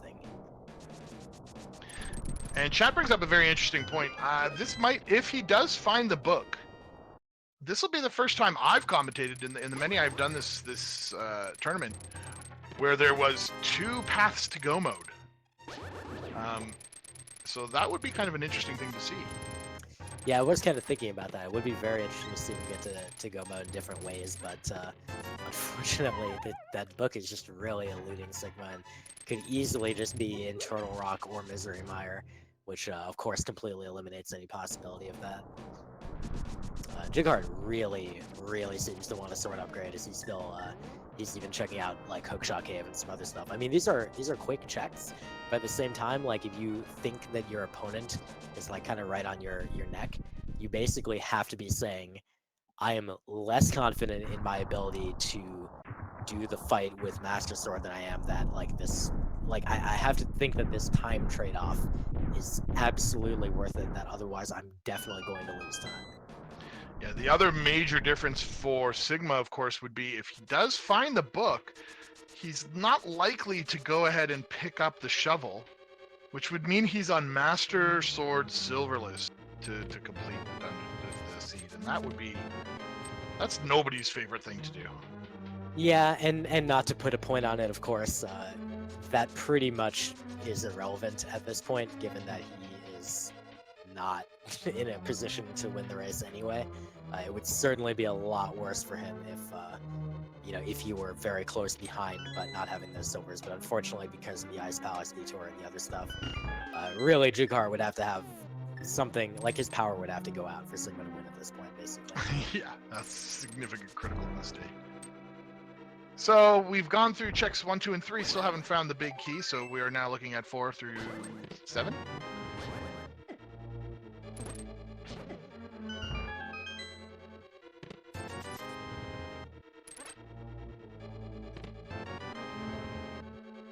And so I was wrong.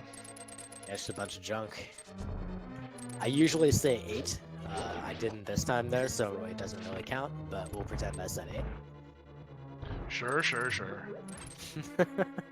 That's like waiting until you see it and be like, well, you know, that's the number I all.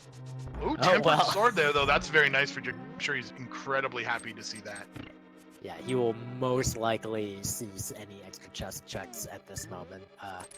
Maybe he'll check that last chest in the game just on the off chance it's a gold sword. Theoretically, if you execute properly, the Ganon fight is just as fast with tempered as it is with gold. But as a practical matter, most runners prefer to have gold. It's just way easier.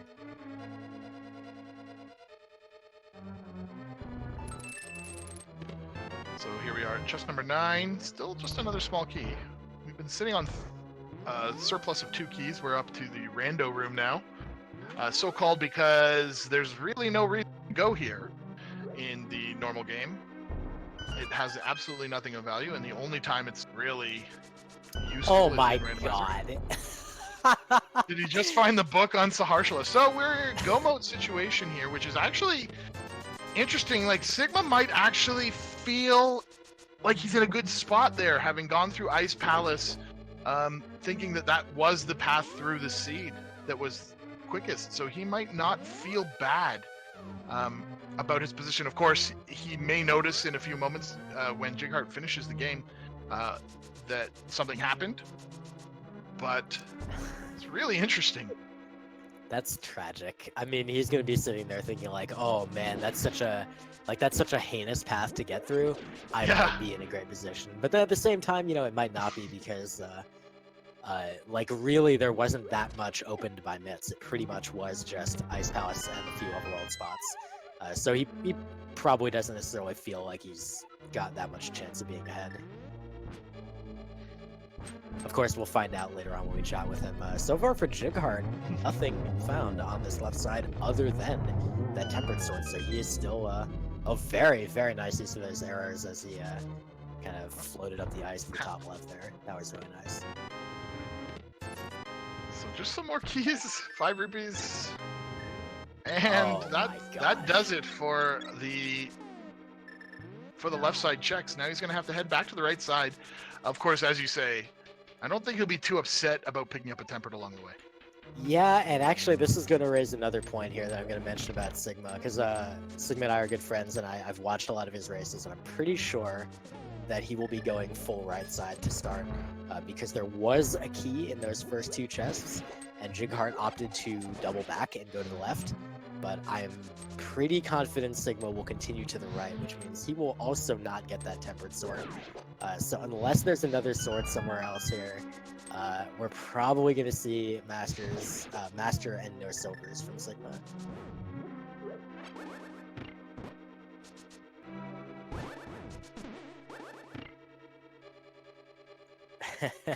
Nice little cane block kick. I love it.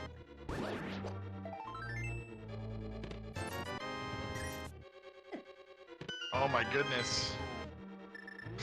The artisanal arrow. Oh wow. Come on, game. So tile room it is. How awful for both of our runners, really. That's just frustrating. I think this is the first time I've commentated a race that went to tile room, so there you go. Everyone enjoy that. We'll see what strat Jighart opts to employ. Looks like he's got the cape out. So here's a secret. If you employ the cape, grab the wall, and then just hold on to the wall and keep pulling, your magic will not decrease. So there you go. Yeah, and this is just so much fun, so hilarious, really, when you think of it. Now Sigma's gone back into. Oh no, sorry, he's just finishing the back part of desert. Thought for a moment he went back in to look for items. I think given the way Sigma plays, and I know that he's he's often like thinking out kind of all the possibilities during the seed. Where's Jighart going? Oh, collecting the magic. Got it. Yeah, I like that actually. Yeah, it's a good nice play. Little move there to pick up that full magic. Those things only respawn on mirroring, but fortunately they've had the mirrors, so that was an option available to him.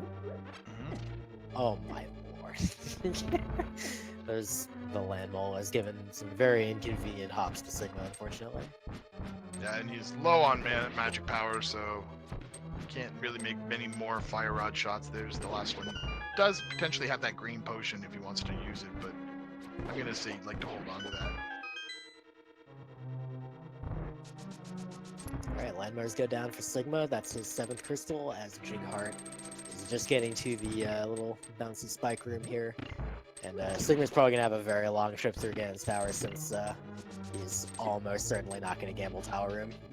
Oh wow, Jighart had an interesting, when he hit that switch there, he had a really interesting set of situations for those spikes, but he undid it. He had 3 of the 4 spikes stuck on the pegs.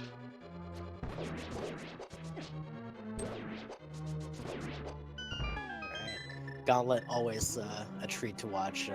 It's a pretty challenging area where lots of little things can make a difference in how fast you're able to do each room. And Jighart busting out the B. You know, I really like this. It helps that Staphos room out a lot. The B, of course, stings those without making them bounce back. So that's a nice little time save for him. Remembering that he had it. There's a very quick work of this room with the ice and the 2 Sazliks. That room can easily consume a fair bit of time, but oh, look at that movement. That last room is incredibly annoying unless you make it look easy like he just did there. And another 1 cycle here on Land Mollusk 2, so excellent, well played on Jighart's side. Yeah, that's not... Well, it will be available to Sigma, but there's no half magic, so he's going to want to be a little more careful about his magic there than he was on the Desert Palace boss. But we'll see how that goes. Jighart's through the gauntlet now, and he's heading up the tower. And again, like we said earlier, it really would take something incredibly catastrophic for him to lose right now. So what we really would like to see is just how quickly and skillfully will he dispatch the remainder of the game. Yeah, got a lucky fairy drop there to give himself health refill. He's actually been demonstrating some really... Oh, fall there.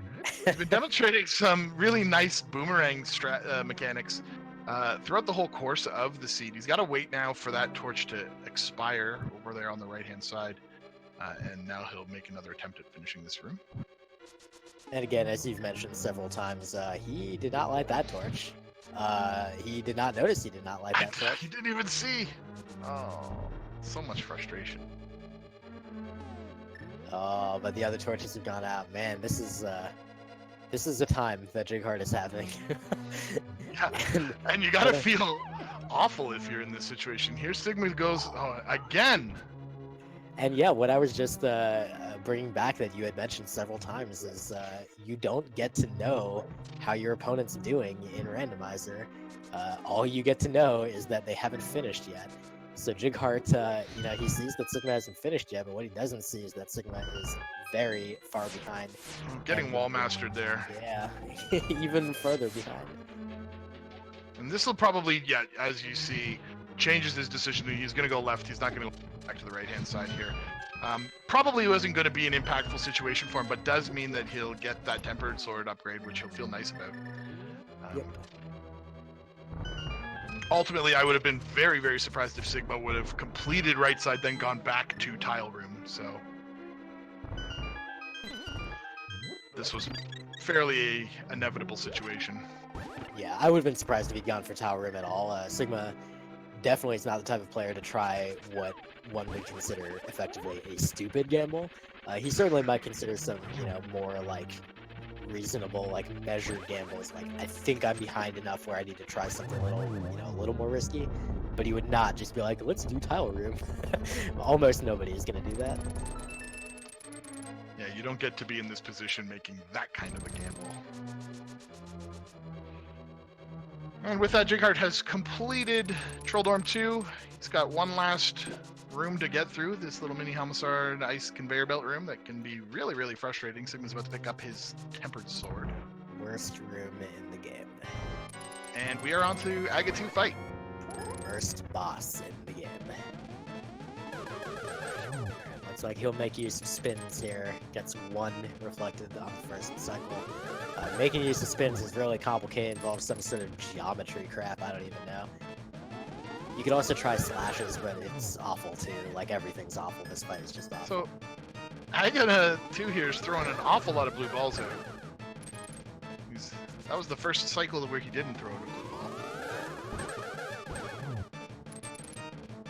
And Jighart is having some problems with the geometry.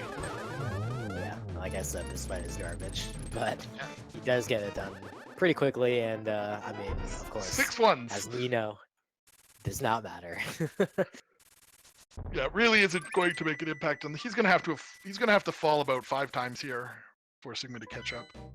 Yeah, which is just not going to happen. Jighart's got his tempered sword, he's got his silvers, and he's got his confidence. He's been playing at a very high level of skill the entire time. Even when he's made some mistakes, he's been able to recover cleanly, so I would not expect to see any major problems here. Let's just watch a skillfully executed Ganon fight by him as Sigma finishes up his Ganon's tower to eventually get his tower key.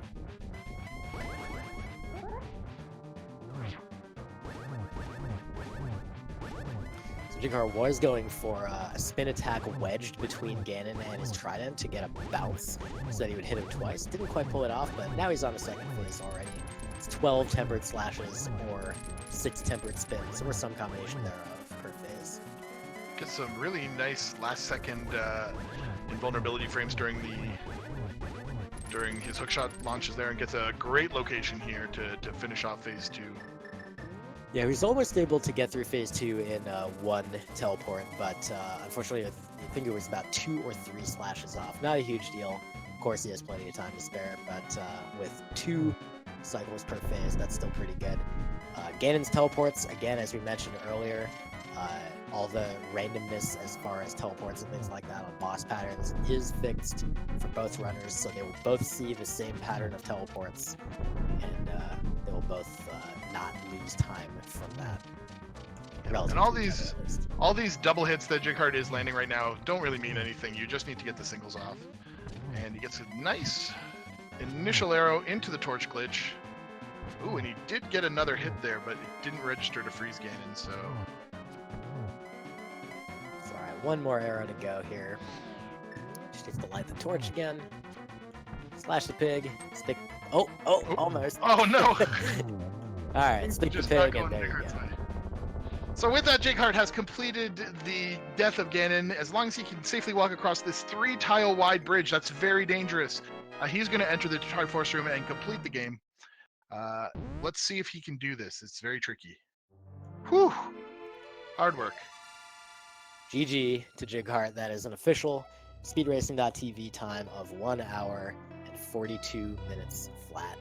GG to him. He will clinch a berth in the bracket coming up after the final round of Swiss next week. Sigma, unfortunately, his second straight race, missing out on the opportunity to clinch a bracket spot, but at 4-2, he will have another chance next week. He does finish up the right side, and he now knows that the big key is in the tower room, so he will be heading there to get his big key, but of course you'll already know that the race is over. And he does drop a GG into the speedracing.tv chat. Yes.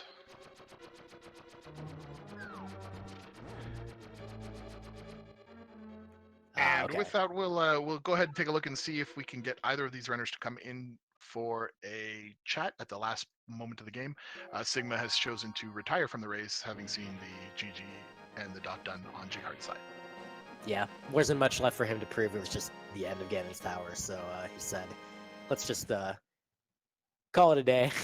I'm good. That seed, unfortunately, just got the best of him, but he will have his opportunity again next week.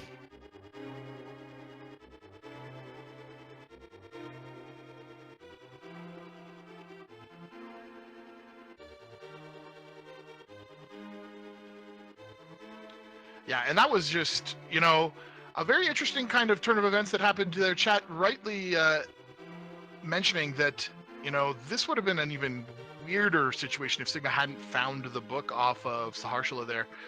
You would have been moving all around, trying to locate other things. Although I think the Agony Cave would have been a relatively short time until he would have checked it, as he was running out of locations after finishing off Ice Palace.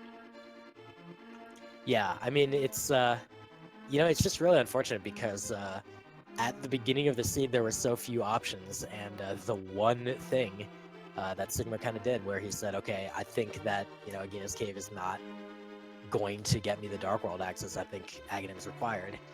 Whereas Jighart said, I'm going to go do it. I'm going to be 100% complete there, and that just basically decided the seed in the end. An hour and 20 minutes later. So it does appear we are joined in the call by both runners, and Jighart did mention there might be technical issues, but let's find out. Jighart, GG, congrats on the victory, and what were your thoughts about that seed? Hey guys, GG Sigma. It was a terrifying seed. I found the hookshot at the very last place I could check, and at that time I'm like, oh my god, I'm like 20 minutes late. So I just clenched it and said, well, YOLO, we'll see how it goes. Apparently that was enough. Yeah, I mean, there were two key moments for both of your information. There were two key moments in the seed. One was way back before Aghanim. I was talking about just as you came in, but basically Jighart decided to check Agina before going to Aghanim. That had the flute. Sigma did not opt to check that, so that was key moment number one. And then key moment number two was that hookshot find. Sigma opted not to go to Swamp Palace before picking that up. He just went almost straight to Spike Cave, checked a couple things first, King's Tomb, etc., but then went to Spike Cave and got it. Jighart checked literally everything. And it just turned out that the flute ended up being the key thing, and allowed Jighart to escape the pain of having to do Ice Palace for the Green Pendant. Oh yeah, that's true. Man, I was down to just Swamp and like Agina's Cave and Spike Cave when I found the hook shot, so I felt bad about that too.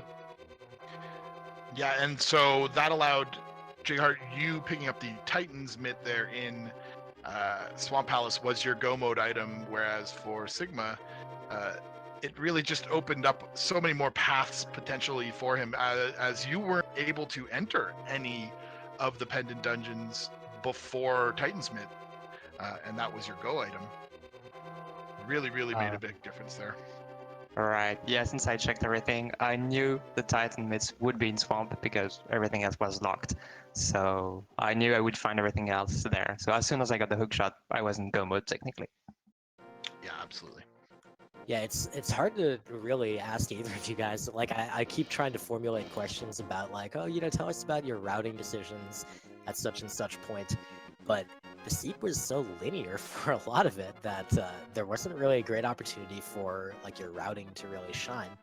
I guess for Jighart, let me ask, when it came to that Spike Cave play and the order that you chose to do the various things, what were you thinking about at that time? How did you choose to prioritize those various locations?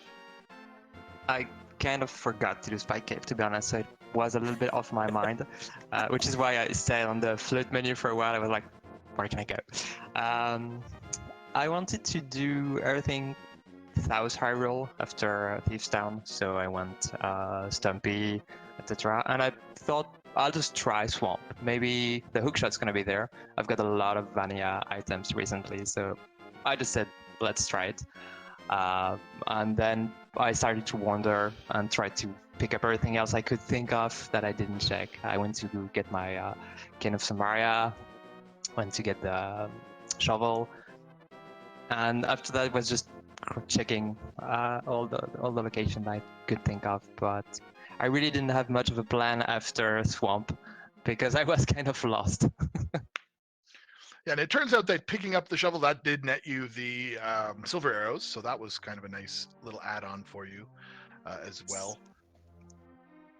Not very cool. Turned out it wouldn't have really probably been necessary, but was a nice little find.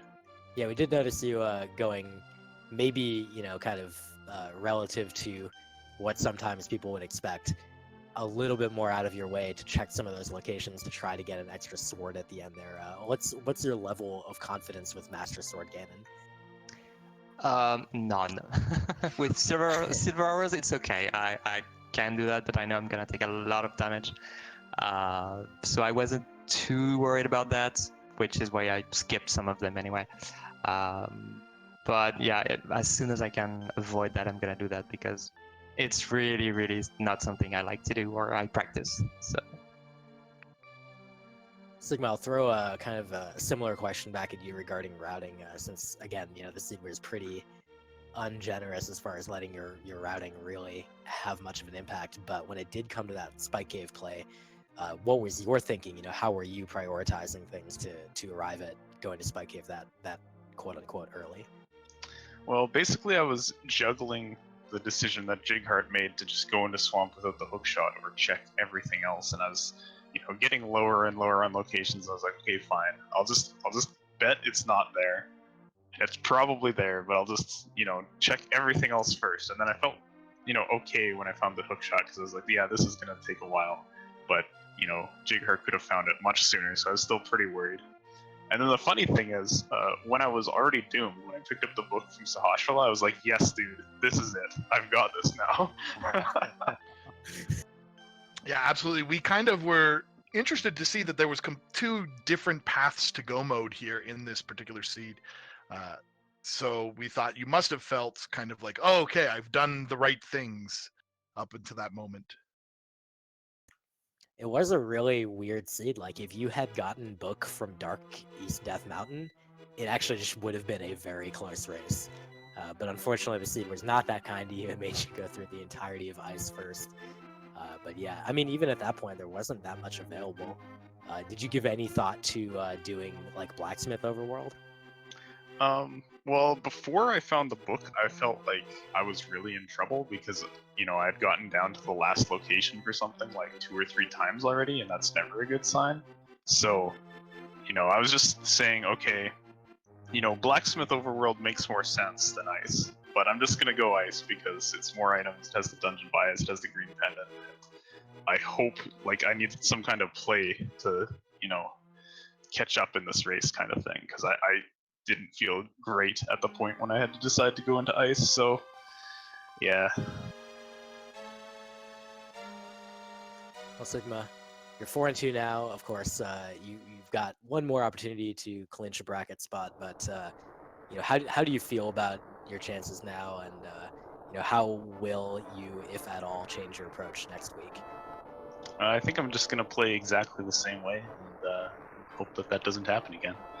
But it really depends on the opponent. There's a pretty wide range, I think, of people that you can face in 4-2. You can face somebody who's just gonna run me over with execution, or I can face somewhere even matched. And hopefully I get the latter.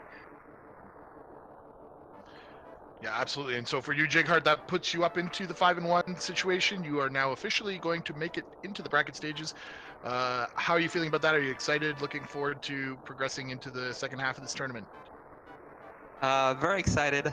I really wasn't sure I would even make it, considering how many amazing runners we have this time around. So it feels great. I'm a little bit shaking because I'm still not realizing everything, but that's cool. But it's gonna be fun. And as Sigma said in the race room before we started, I do hope we get a rematch in the bracket because you're gonna join us in the bracket, right? I do hope so. GG, dude. Congratulations. GG.